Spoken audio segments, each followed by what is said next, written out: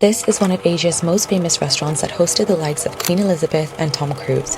But few people truly knew Hong Kong's famous jumbo floating restaurant. From the outside, it looked like a floating palace on the water, where Bruce Lee movies were filmed amongst its golden dragons, carved wood, and bright neon lights. But not everyone knows its full story. On Halloween of 1971, before the restaurant even opened, a tremendous explosion engulfed the $14 million jumbo in flames within 5 minutes, tragically killing 34 people and forcing a complete rebuild. In fact, it had been running at a loss since 2013, eventually exceeding $100 million before its closure. Inside, there was even a hidden cafe tucked away on the 4th floor serving noodles and street food exclusively to staff. Many Hong Kongers wish they could visit it today, but the 2019 protests, along with the pandemic, was the jumbo's final blow, leading the owners to cease operations in 2020 and officially towing it to an undisclosed location in 2022, reportedly capsizing along the way due to adverse conditions.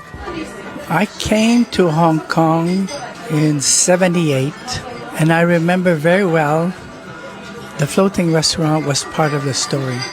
And you know, seriously, I thought that was a fantastic experience to be on a floating restaurant like that and to have all that fresh food and you could choose it yourself.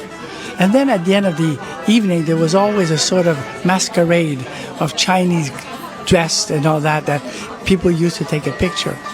And this was for me memorable because it was so different. But really, it was really a touristy place. It was really for locals to bring the foreign guys who are coming in there and live a different experience. It was like a floating museum that happened to serve food, and it was noisy.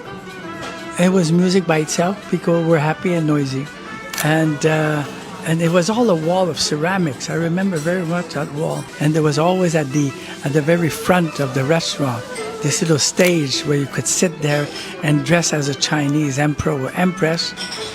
It was a combination of museum and Disneyland to a certain extent. And the food was good.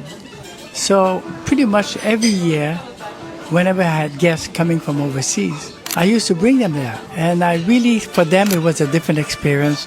Get on a little ferry to go to the boat, get there, and all that famous decoration they had on the floating restaurant. Everybody was impressed, taking pictures, and everybody had a good time. So we miss it a lot. I think it's a very big loss for Hong Kong. Hopefully there'll be a new one opening soon. As soon as it opens, I'll be the first one going there.